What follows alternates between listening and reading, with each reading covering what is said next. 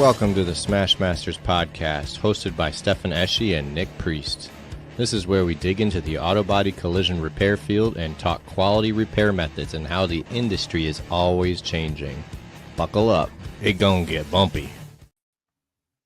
What's up? Hello. Good afternoon. Last few shows I've been trying to let you talk first, but every time there's this long awkward pause, and then we both talk at the same time. But I think the show might be just a tad bit delayed, like when it comes in from mine to yours, because when you say go live, my seconds are different.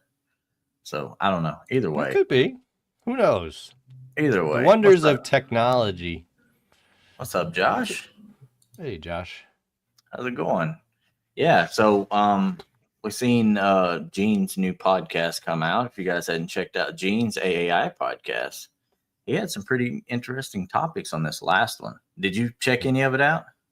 I did. And what stuck out most to me were what did he call them? Horse clamps. Horse clamps. Mm-hmm. Yes, because there's a sawhorse style. Yes. Basically, so yep. It's just these little clamps that go down. You know, ever seen those body shop part stands that just they're open like a scissor, and they're clamps that go on the bottom legs, and they come with the ratcheting straps. So you put your hood on the stand, and you just hook up the four to the holes or whatever. You secure them. Nice, easy way to secure them on that stand for body shop. So I've had that problem too, trying to keep a hood on there nice and straight, and it ends up flying one way or the other. Good thing about those is you can clamp that anywhere on the leg of those stands, and you don't have to worry about it no more. So so I mean, if you want that inward pressure or whatever, you can do that. He'll be he told me he'll be at Northeast Trade Show this coming weekend, Friday, Saturday, and Sunday. Anybody that's in the Northeast area, this is right outside of New York City. It's in New Jersey, the Meadowlands Exposition Center in New Jersey. I can't remember. Is it Secaucus? I'm not sure. I'm not going to mess up any hotel names here. So it's at the Meadowlands in New Jersey. I'll leave it at that. Are you going? I am. I'm going Saturday and Sunday. You catch me in the Cam Auto booth. Okay, so you're going to be there hanging out a little bit. Doing some glue pulling demos and such. Should be fun. Okay. Yeah, that'd be cool. Last year. Yeah. It was a lot of fun last year. So looking forward to that. That's a little far for me, or I would go up there. I don't have time to hit that one. So you're good. You have a good excuse.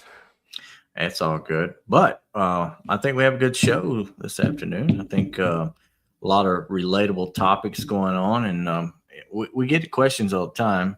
How do you start PDR? How do you start body work? How do you start this, that, or the other, and retaining to collision repair? So whatever field you're in, whatever you push dents or fix cars or do body work in a shop, I think he's got a lot of knowledge to bring to us. So let's go ahead and bring him in. All right. What's going on? What's up, fellas? All right. How you doing? I'm doing well. How are you guys? Good. I've been watching your journey for the last, year or so. It's been less than a year since you left the body shop world. May of last year. No, it's been it's inspiring to see somebody take charge of their future like that and go off and do something that I know the three of us enjoy. Paintless dent repair. Yeah. So. It's been crazy. It's there's hurdles to overcome for sure, but you don't really know what they are until you get there. And you got are a little bit just different. Like both industries. You don't know. Well, let's back up a bit, sure. And talk about how you got started in body work. I was not told that, my parents were like, they don't want me to go into body business. My dad was a body man. Nobody didn't want you to go They didn't into want it. me to do any of this.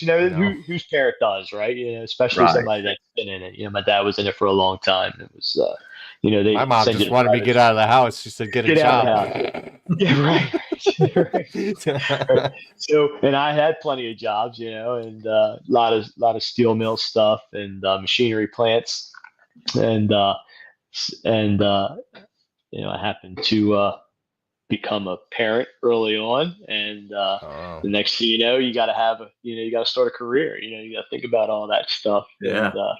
And, so it's, a body shop was hiring. My mom had sent me a link, or sent me back then it was still paper ads and stuff, and said, "Hey, this shop's hiring. You should go. They need a helper." And so I applied. You do it.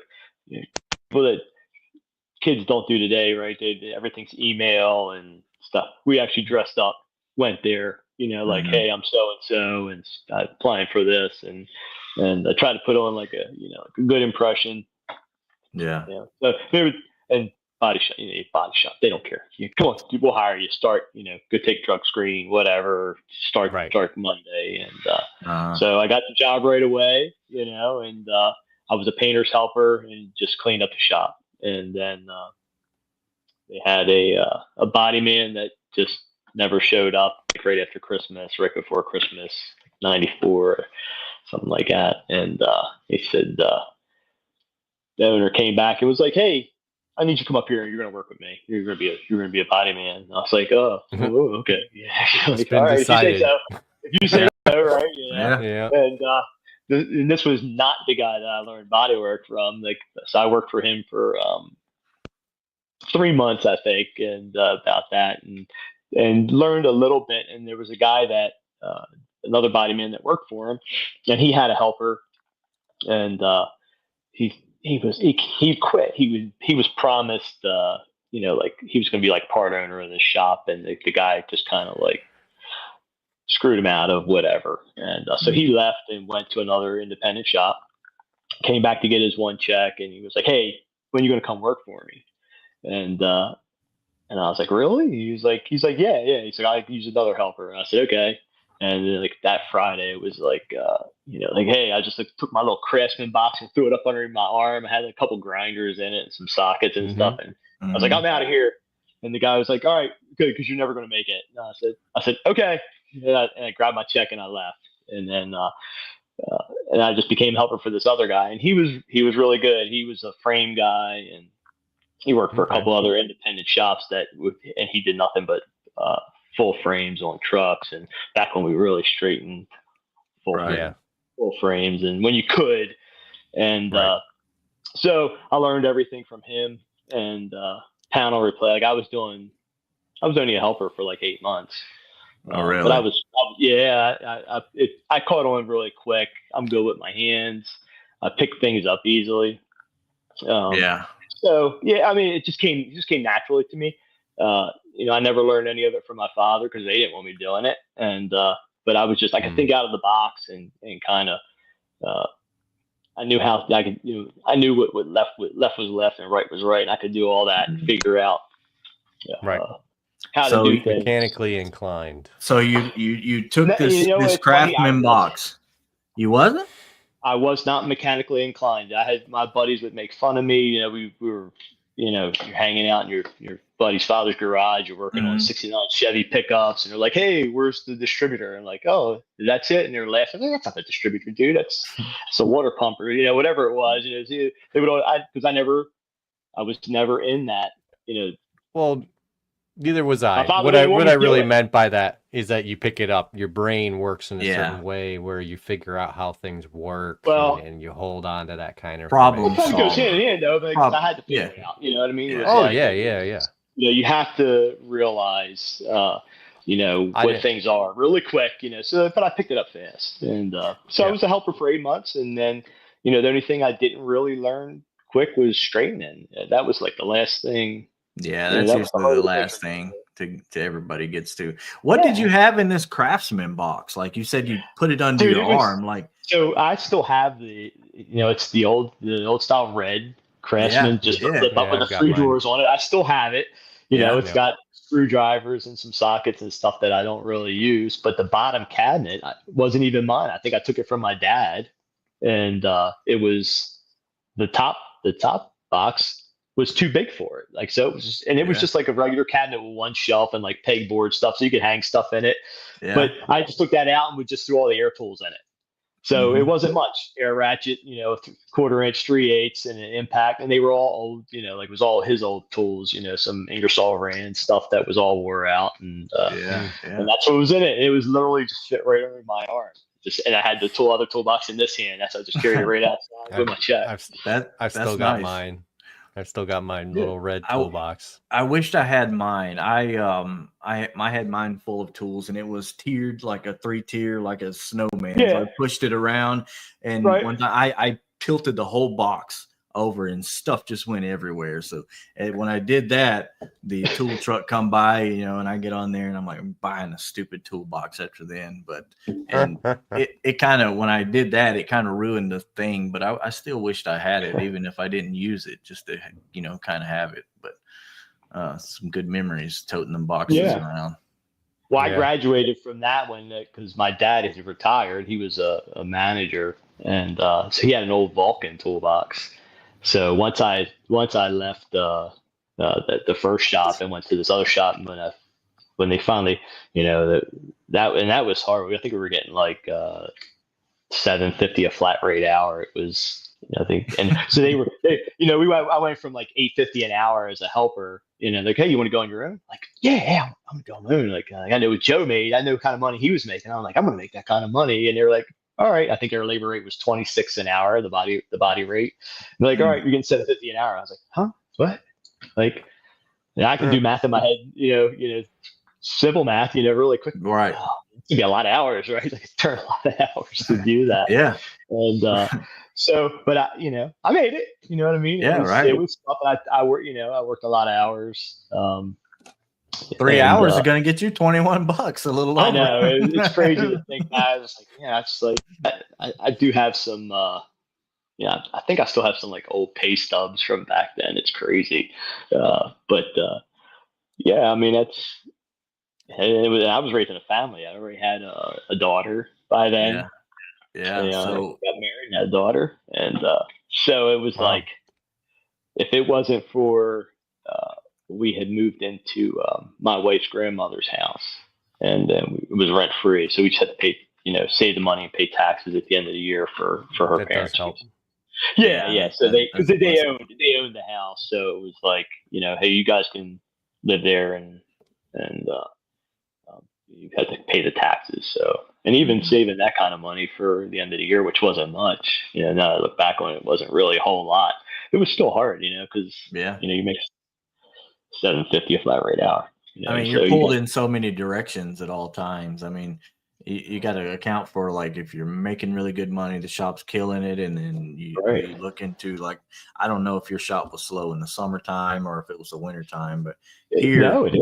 Yeah. Here, summer times usually got slower, and the winter times became more.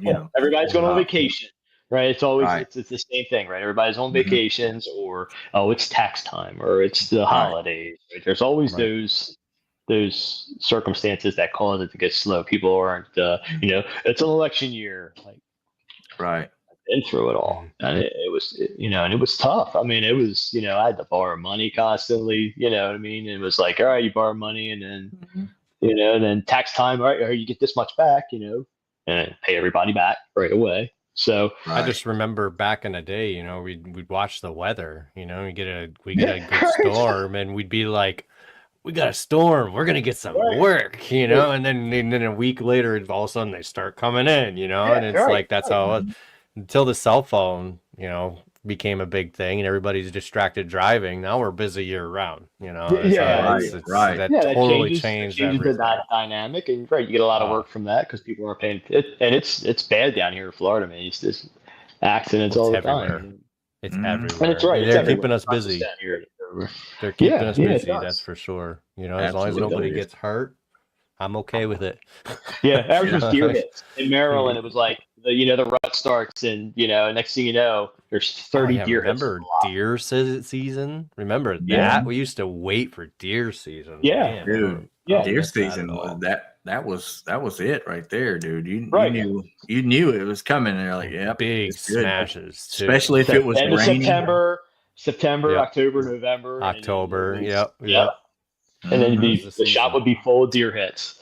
Yeah. So I've been there, and it was fun. It was fun then because it was like, all right, that's how we're going to make a lot of money, because you knew back then a front end hit could pay 30 to 40 hours, and and you were doing it in 2 days, because there wasn't any issues getting parts, and there wasn't all this, wasn't all that stupid stuff like within the past 5-10 years, you know what I mean? But back then it was it was strike. GM would go on strike, or that's what caused parts issues. But we never really had parts issues back then, and we didn't have insurance companies cutting their times, and it was we were getting adjusters were ex body techs. They were ex body men, and even the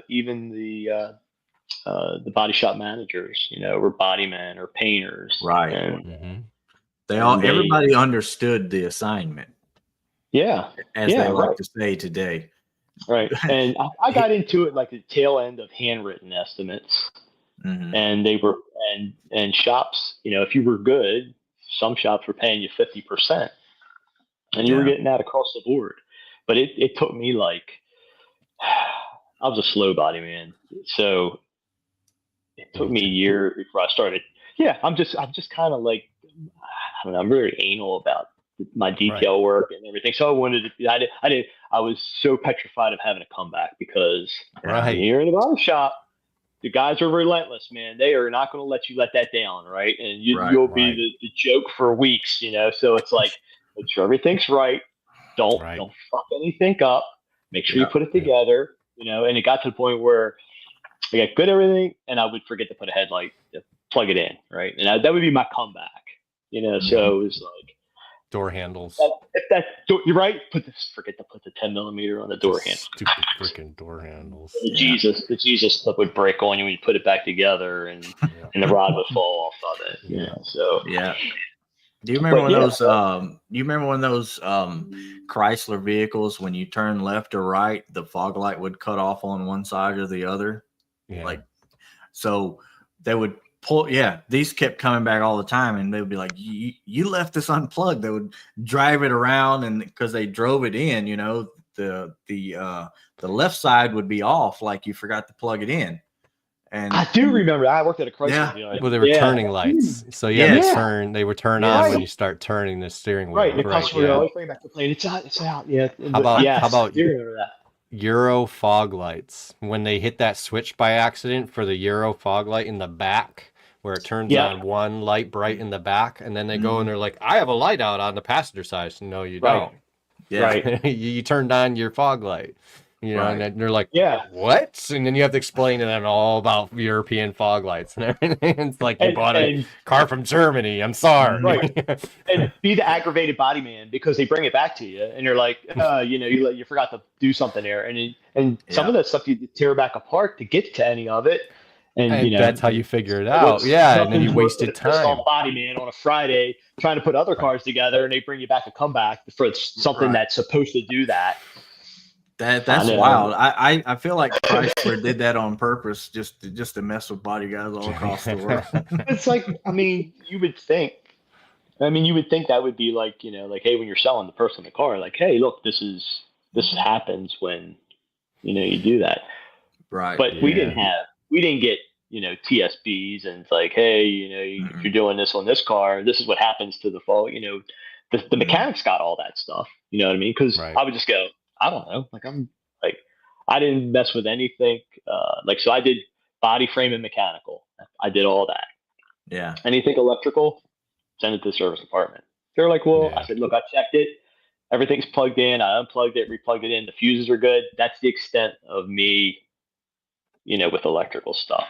So I don't want nothing else to to do with it, send it to the service department, and that's what pre and post scanning cars, anything like that. We didn't have any of that, right? None of that.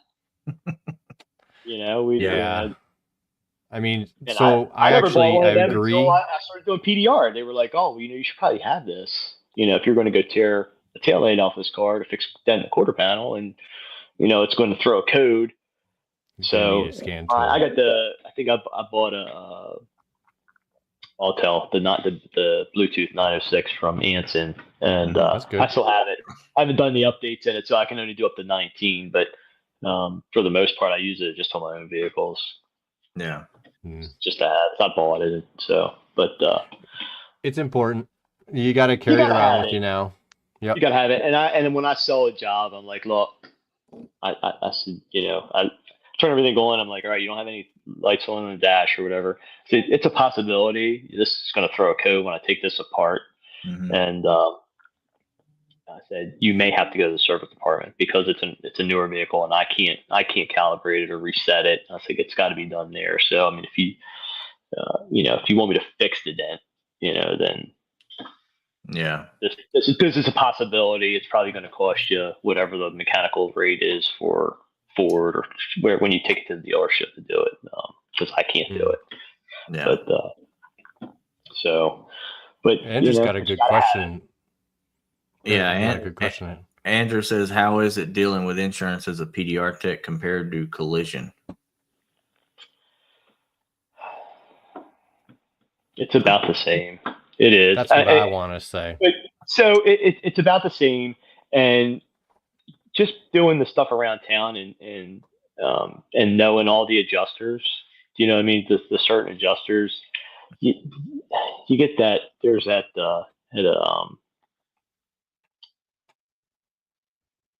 there's like a fine line that you both come in agreement that you can come to with certain things, and I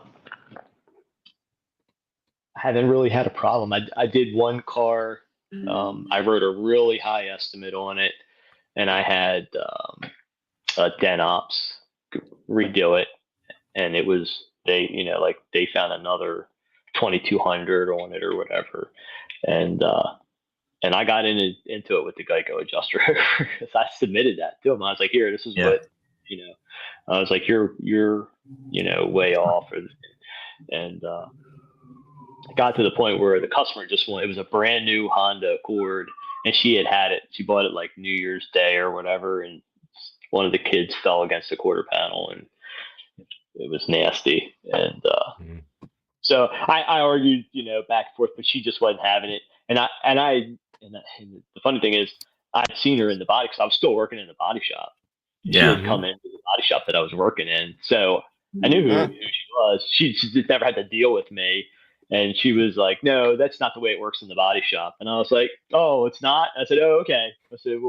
I said, I'll get with the customer. And I just told the customer, I said, look, I'm not dealing with this lady. I said, she's being really rude with me. And she was rude to the customer because I guess they went with, instead of going to a body shop, they were going to have me do it. I said, I'll fix the quarter panel for my original estimate, what I gave you. And so she made a phone call. It was like, hey, this is what, he agreed to do it for this price. So that's what they paid. They wound up paying my original estimate. I could have just resubmitted it and let them, ask for a supervisor. Yeah. But the girl wanted her car done, and I was,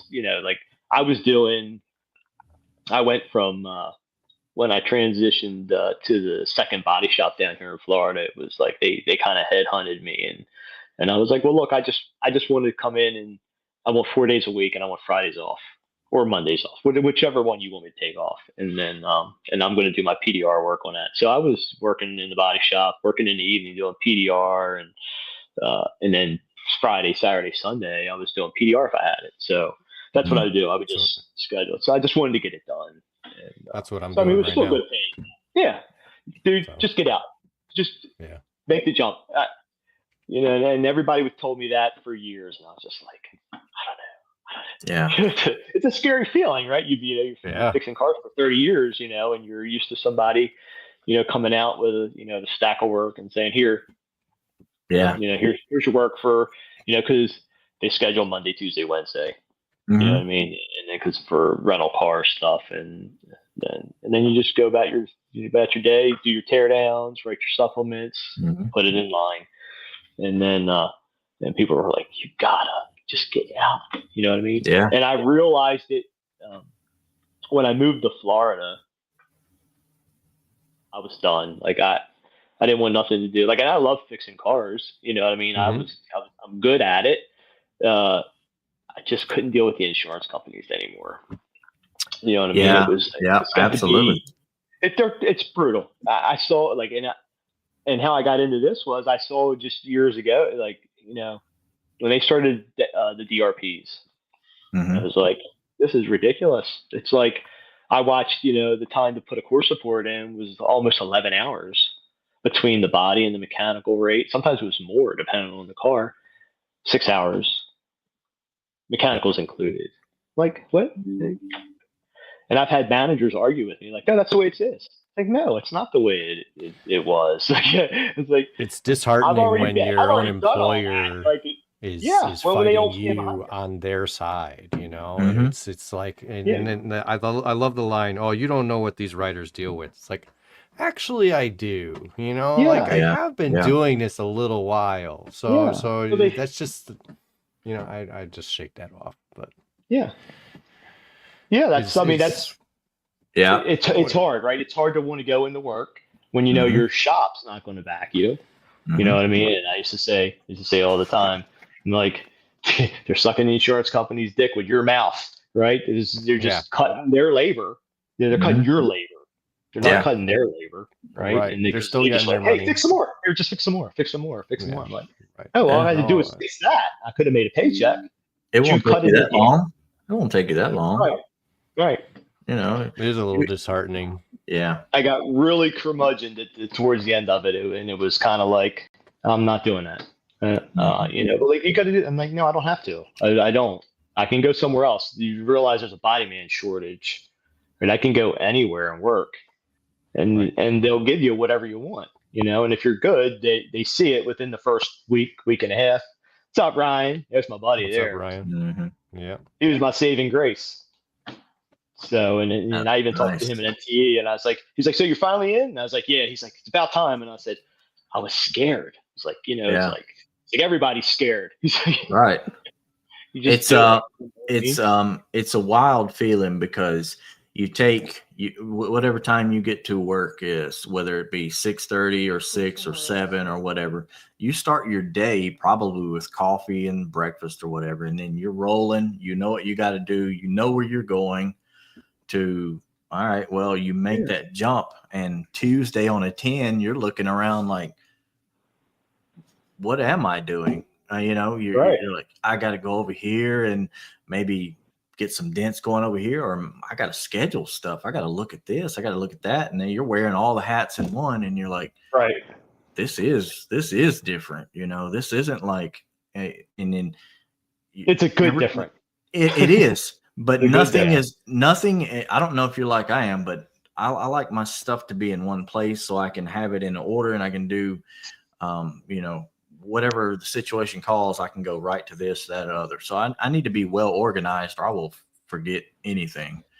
But once my organization, when I got out to this, wasn't there yet. So I get over here and I'm like, yeah, I can fix a dent, but I don't know where I'm not used to any of this yet. So there's a whole era of things that you have to do. For tools, like I put that, everything's thrown in the back of my truck. And then, you know, that's why Chasing Hail was so great, because everything's right there. Yeah, I need this, I need that, or you just, you know, you just throw it up there and stuff. I agree with that, Hudson. Hudson says it's definitely not for everyone. Some dent guys are better off working for another tech who is a good boss business. Yeah, right. Yeah. There's some guys that don't want to deal with all that other stuff. And I'm horrible at it. You know what I mean? Like, between me and my wife are trying to figure out, like, you know, like to get her to do the business end of it. And the guys that I'm working with, to teach her how to do hail estimates and then bring her along to, because that was an eye opener going to chase hail and for if it wasn't for like Vincent Wilhite, he introduced me to John Triz, and I started fixing some hail jobs with him at his shop, and it was just like when you're in the body shop and there's no other PDR around, or the vendors, they're in and out, and they're usually used car stuff. You don't get to see any of them. There was a guy that used to come into the body shop, and I think he wound up moving to back to Kentucky, and he was just was chasing hail and then doing lots. Just hire someone. She needs to do something, Hudson. She wants to do something, and I'm fine with it. I've had her, trying to teach her how to circle stuff, and I take her to jobs to teach her how to use this stuff. But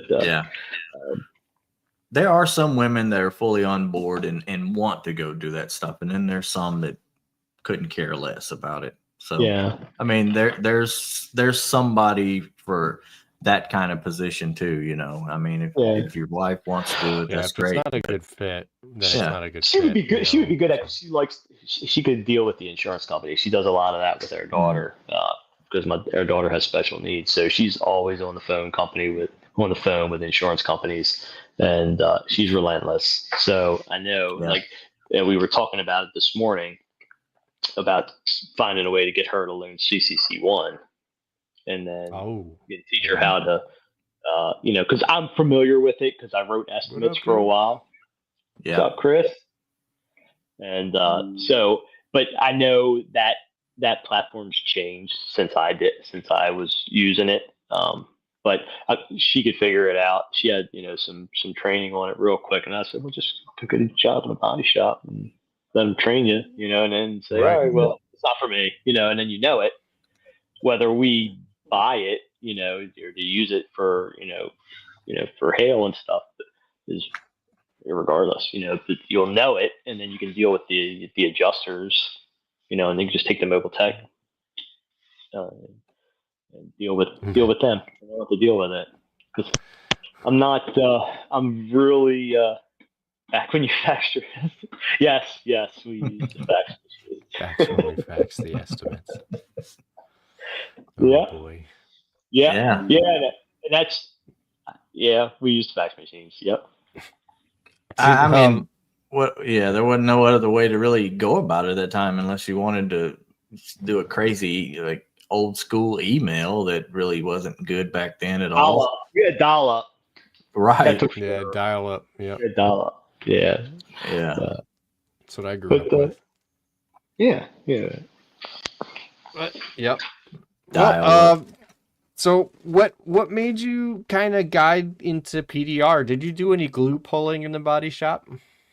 So I'm going to say it. You guys are going to give me a hard time for it. I drilled holes in panels and pulled out my dent knocker and screw, and that's how we straighten panels, right? I mean, that's how it was. That's what we did. We didn't, we didn't have pin welders, but I couldn't when that pin welder came out, and I couldn't use that to save my life, because it was new, right? They're like, oh, you can't drill holes anymore. You gotta use this machine. So you take it, you grind all the paint off all the dent, and you're like, put a pin there.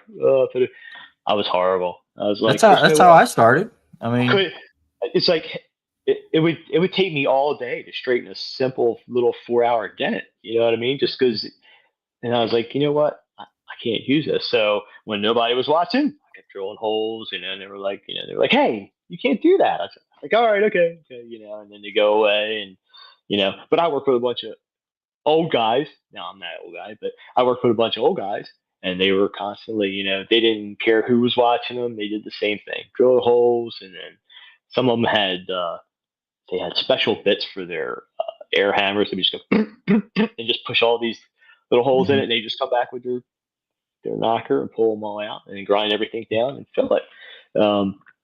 So then I tried just taking a little bit of the paint off, and then just putting the pins in the low spots, and that's I fought, and then I had one body pick, and I was like, you know what, I'm just going to pick everything out. And I would just, I had to take everything apart anyway, Right. So, and when I got into it, we weren't R&I and everything. Everything got taped up. Mm-hmm. So I would just take it apart, pick it all out, use a natural reflection, airline on the floor or something or whatever I could get to. And it would just chew it all up and then grind it all smooth and then put my body filler on it and smooth it out. And that's how I did it. I mean, and so it just kind of progressed from there. I was like, I was doing that. And then, then there was that wizard guy that would come in. I was like, I watch this guy, what's he doing? Like I'm over there watching, and I became friends with him. He manages a body shop up in Maryland now, but I became good friends with him, and I'd watch, and I tried to get him to train me, but I could just never make my schedule work, and run around with him, and because he was willing to let me tag along for free, you know what I mean, and but.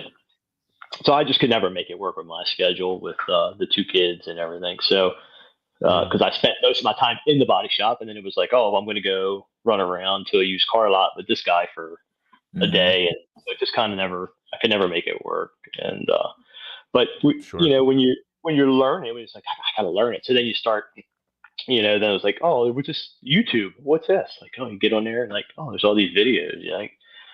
So painless net repair, like Toledo, so then you start, right? And I was like, what the hell is this guy doing, and I'd seen, we had 1 or 2 hailstorms, and they show up at all the tents, right? But you never got to see what they were doing.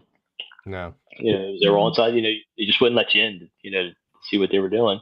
So it was like, you're like, I wonder what they're doing, and then it's like Google stuff, and it's YouTube, and and then you find Mike Toledo and you watch his videos, like, oh my god, like I need to learn this. Like this is where this is interesting, and it was interesting, and that's what I spent like countless hours watching, plenty of YouTube videos, and it was like I can do that. I'm pretty sure I can do that, because that's what everybody thinks. Like you can do that, you know what I mean? It looks easy, Yeah, you're right. Right, it does look easy, but it ain't easy. Right, it's not easy at all. Right, so it's like, so I have no formal training, so everything's been videos, online, real world PDR, then trainer. So just it was a lot of just the free stuff. No, you went and did the online training. I'm going to, like as I said, when the DRP started coming around, I saw they were just like sucking times away from you every year. It was worse and worse. You know what I mean? And it was like, I got to get out of this. I got to figure out how to get out of this, and this is going to be the way. Because so motivation, you put the money into those training programs, the online training programs, and trained in your own time. So that's what I did. So that's what I wanted to hear. Yeah. I mean, that's if you're like you said, if you're a body man and your mindset has to be slow down and be patient, right? Because that's what, because body men are not that, right? Because we're flat rate and everything's got to be done, so everything's got to be done double half the time. So the sacrifice is, okay, I'm going to take 4 hours to fix this 4-hour dent. But when it goes to the paint shop, they can scuff and shoot it or not do anything to it. And, and that's, so it took years, it's like, and I'd have managers like, what are you doing? Like, I'm going to be a PR guy. No, you ain't. Like, yeah, I am. And I still talk to that guy. He lives in, over in, Newport Richey. And he's like, what are you doing now? And I was like, chasing hail. You know what I mean? Like, he's like, what? And I was like, yep. He's like, you're out of the body shop? Out of the body shop. And he laughs. But, nice. Yeah, I mean, like, hold my beer, dude. I'm gonna make this, I'm gonna make this work. And that's how you can tell when a body guy is about to leave the shop, is when they no longer care about chasing that hour amount.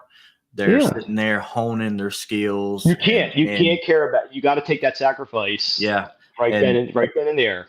And and you'll get into the more you do it, the faster you get at it.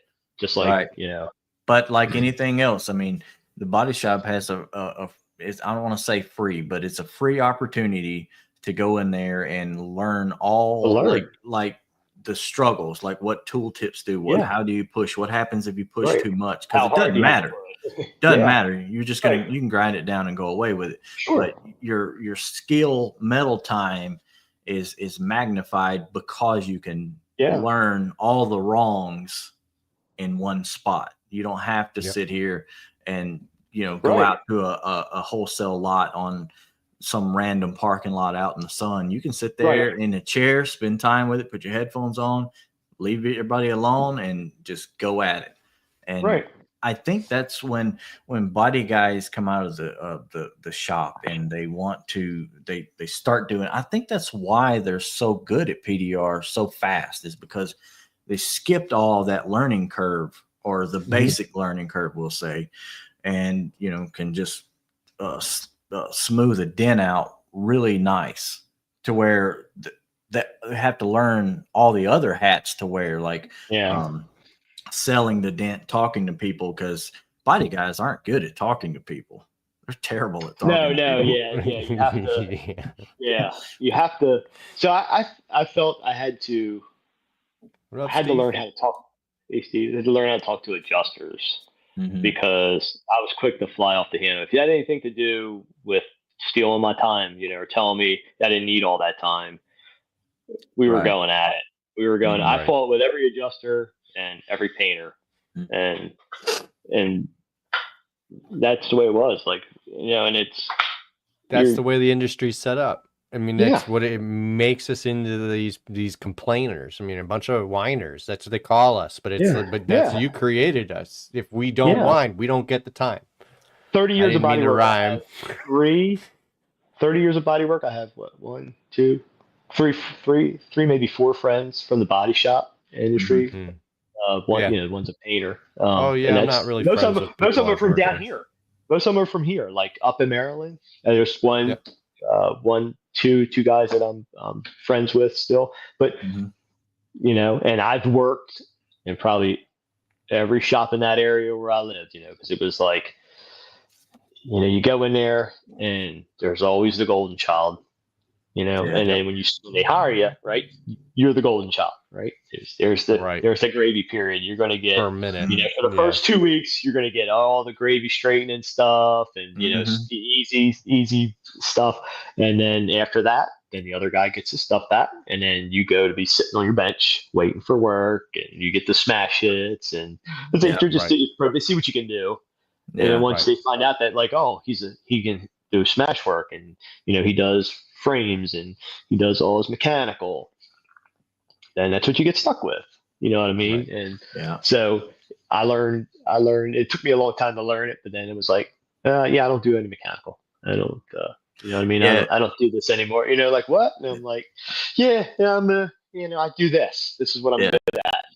And a lot of that came from being in a shop that a lot of the mechanical stuff went to the service department. And I was like, well, I don't need to do all that mechanical. I can make the same kind of money just doing all body work. I don't need that mechanical labor. Right. You know what I mean? Unless it was something, unless you're doing a core support and you grab the, whatever radiation stuff they give you, condenser stuff, which isn't much now. You know what I mean? You used to get, used to be 5-6 hours mechanical, radiator, condenser, vac and recharge and all that. Are you done? Yeah, now it's all included. So it's all included, and it never was. Right. It wasn't. Right. So I tell them I don't even know how to spell mechanical in the last few shops I went in. I don't even know what that is. Yeah, it's horrible, and that and like when they says honeymoon period. If you get that honeymoon period, and it's about 2 weeks, and especially if it's a busy shop, and I always said about 3 months, 2 weeks. Damn, 2 weeks.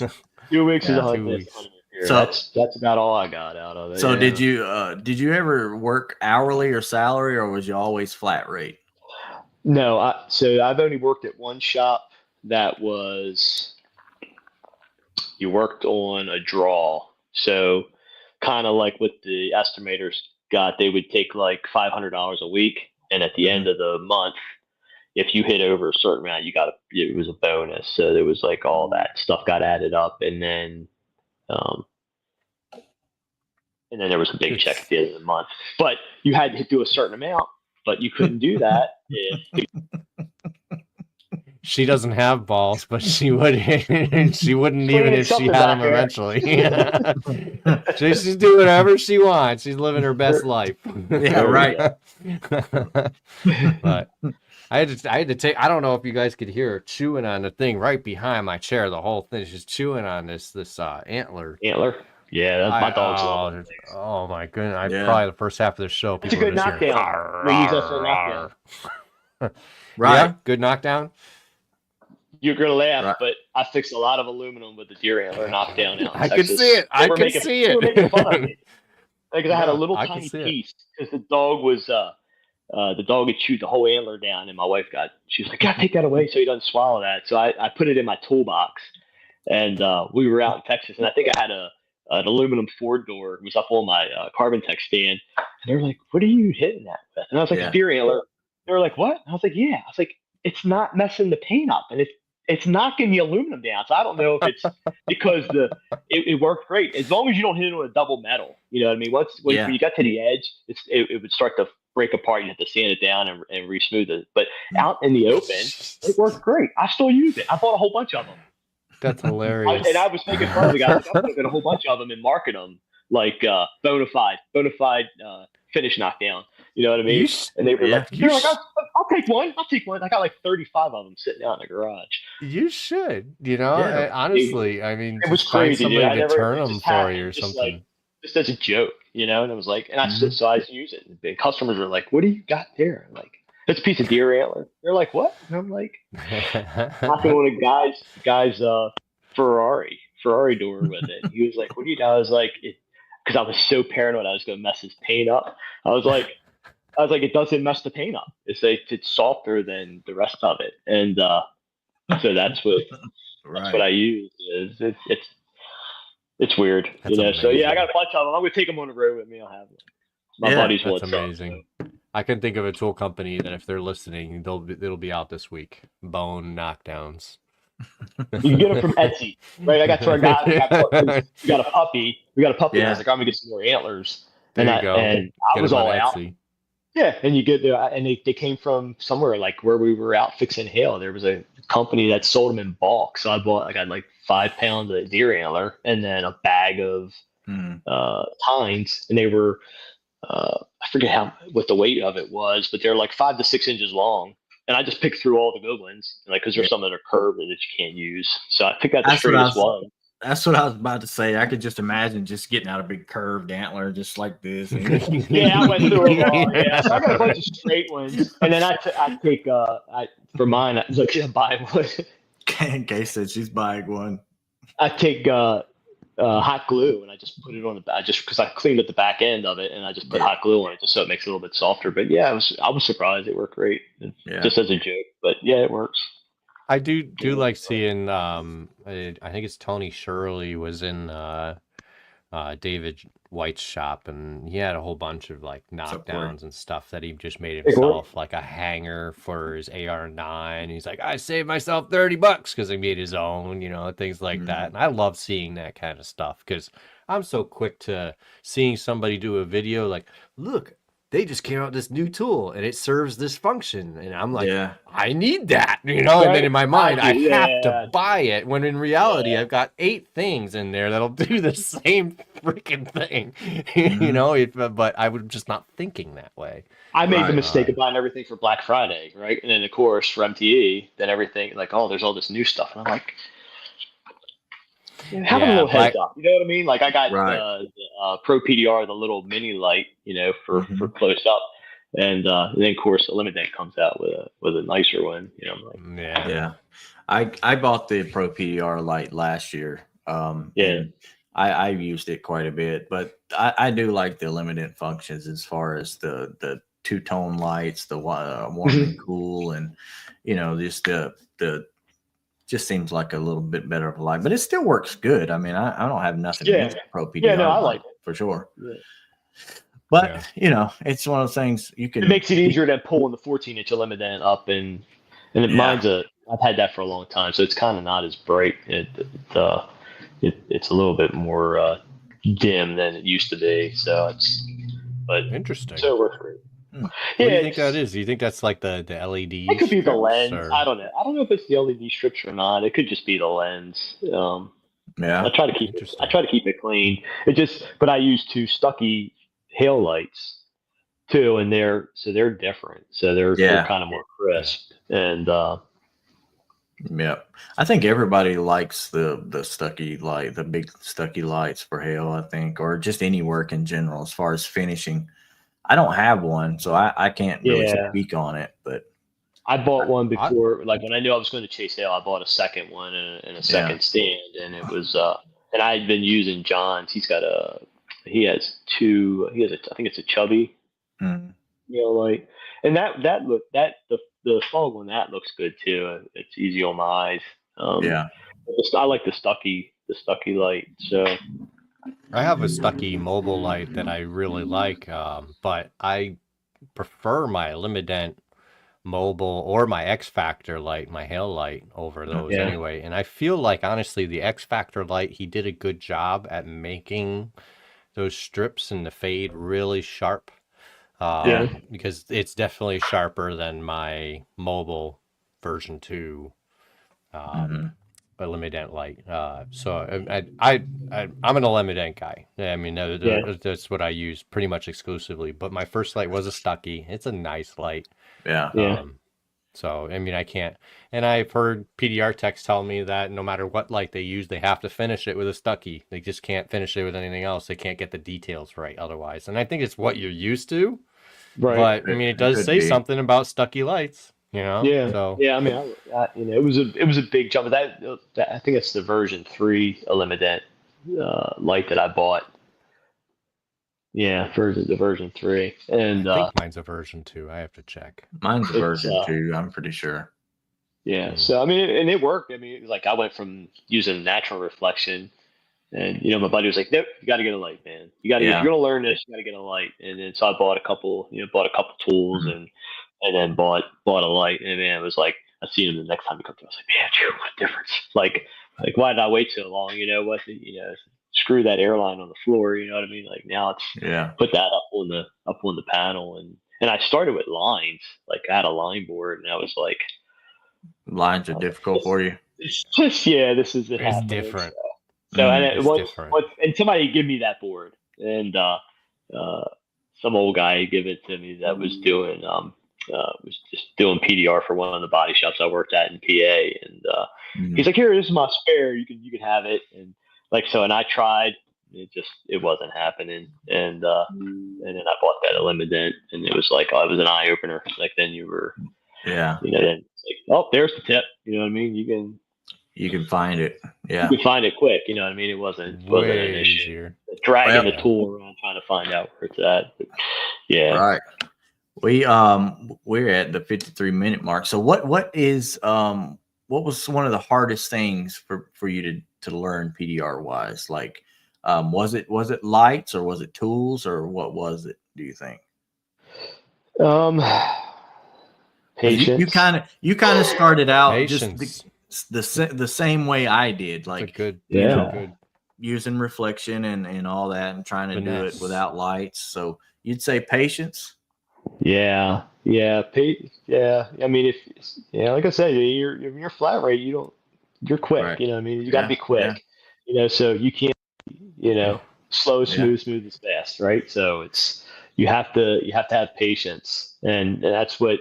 And that's when I finally decided that, like I'm going to make this work. Like I said, you got to make the dedication to say, okay, it's going to take me 4 or 5 hours to fix that 4-hour dent, but it's going to be good to go. So there's a lot of patience involved in trying to do that, because you're not just fixing little tiny dents, right? You're fixing softball size dents, and and then you're learning how to put that light way back there. Because if you don't, it's still there. You know what I mean? I fought with that for a while, and never, and you get on all the Facebook pages like, dude, put your light way back. Okay, just keep putting it back. So that's still a hard thing for me to learn. So I put it back, and my glasses, right?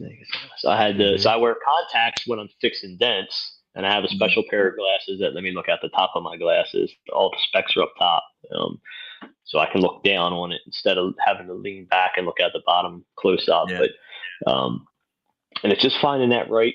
Like, oh, that the light's not in the right spot. Run back there, turn it a little bit, come back up. Like, oh, okay, there's all the low spots, and then work all that stuff. So battling the light pretty much what was like the most challenging thing to overcome, I guess you would say. It was for me, and I mean, you kind of had a similar kind of transition. Yeah, once you get on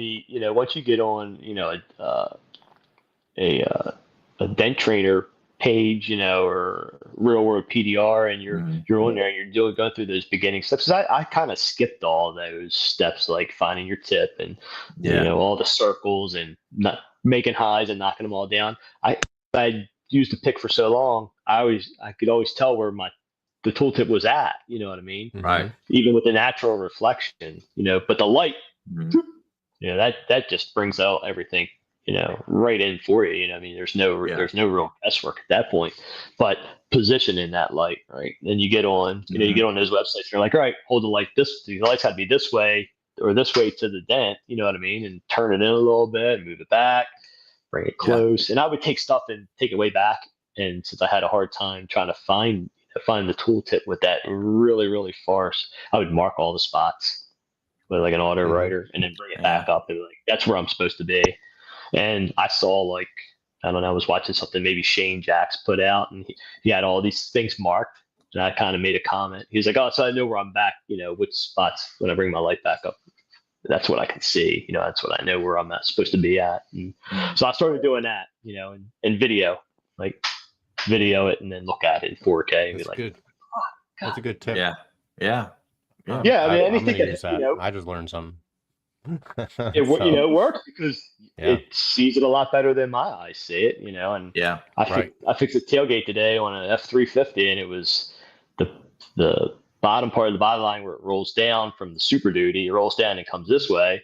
So the tailgate laying up on inside the bed, and so it's trying to push that this way against the dent.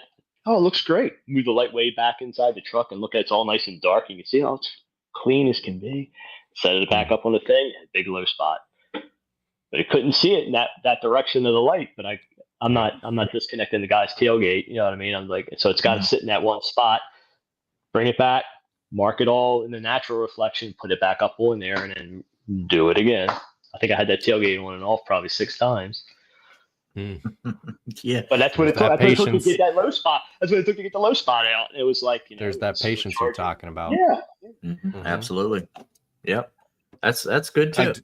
I do like hearing that you mentioned patience though, because by saying that, you're saying that it's something you learned and something that can be learned, and that's the number one reason people tell me they won't get into bodywork or PDR is because they say I don't have the patience. It's bullshit. Well, you can learn the patience. Do you want to live? You want to support yourself? Right. Well, so right. What do you want to do? In my situation, I had no other choice. Sink or swim. I had to raise a family. Right. So I had to learn it. Right. And I missed a lot of family stuff because I wasn't the guy. Somebody's asked for work. You hired me. I'm sitting there. I'm here to work. Right. I'm showing up at 7 o'clock in the morning. I'm staying till 7 o'clock at night. I'm coming in on Saturdays. I'm working Sundays, only so I can get all the smash work done because I'm not fast, but I'm also not getting gravy straightening work. So, and then you do what everybody else does. You complain a little bit. They go like, oh, here, take this. And they give you a couple straightening jobs, and then you fill in some stuff. But I missed out on tons of family stuff. With my kids growing up because I spent it all in the body shop because if you left early because he didn't have no work, we don't have no work. I'm like, okay. And then you watch him take something over to that guy. Yeah. But you didn't have anything. Oh, well, no, it was like, oh, okay. And you sit there and it happens again. But those guys would pack up and leave like early on a Friday and they would give them 2 or 3 jobs and they'd be gone. You know what I mean? So I didn't have that option. Yeah. That's body shop life for you. As soon as you leave, they start handing out stuff, or they'll leave it on the desk all day and pick it up underneath the computer thing and then hand it out to somebody else. Yeah, right. Mm-hmm. When you start going through that, and if you're, you PDR is what you want. That's what knuckle down, learn the patience, and get yourself online and do whatever it takes. I mean, if you have the determination to get through learning an entirely another skill set after we just learned the 18 that we did for bodywork, I mean, right. Yeah, that's something that could empower you for sure. But it's a step, when you think you're done learning. Well, And in normal body in a dealership body shop, there's not all that training like in a corporate shop. Like when I went to Gerber, it's like everything's like, oh, this is a procedure. This is this. I'm like, what?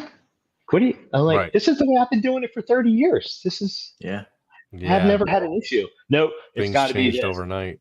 Yeah. Right. Here, do this. Here, you got to measure down from here, and you got to mark this line. You got to do it. We never had to do any of that. It was common sense. You kind of like if you're doing a belt cut across the sail panel, you did it. There's only two, maybe three different ways you can do it. Toyota, they just wanted you to cut straight through it and just butt weld it with no backing. I hated. I never did that. I would never do that, even though they wanted it. But that's how I did it every time. So I mean, I was groomed in that period of procedures and replacement. So everything was to the T. Everything was to the procedure. I can butt weld thin ass metal with a giant gap now. Yeah. Because that's what they forced me to do. Well, I can too, but I don't doubt it. There's a lot of guys that I worked with that couldn't weld, and they were doing it, and I'm like, right. That car's not safe. That's car. Yeah. So we did it like a 1 inch overlap or 3/4 inch overlap to maybe a backing where we just make a 1 inch backer and then cut it and then put it in there and then put the backing on. But that's how I was taught. For the most part, we overlapped it. We would take and flange it a little bit if we had to, so it sat in it and just overlap the top part of the sail panel, weld it up, and finish it. And there was never an issue. I've seen guys put panel bond on it. Like, I'm like, what are you doing? Like, you can't do that. Yeah, no, it's panel bond. I'm like, wait till you get it back from the paint shop.